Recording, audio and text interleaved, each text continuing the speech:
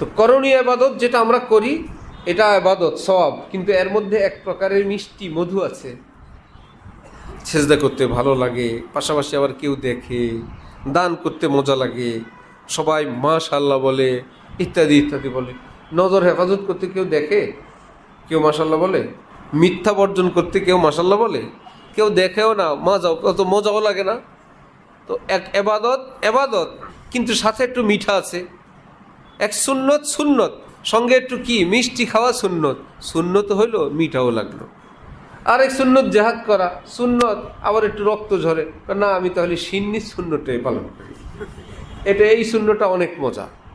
তো করণীয় ইবাদতের মধ্যে হালকা হালকা মিষ্টতা, হালকা হালকা মজা আছে। আর যেটা বর্জনীয় পুরোটাই তিতা, কষ্টের।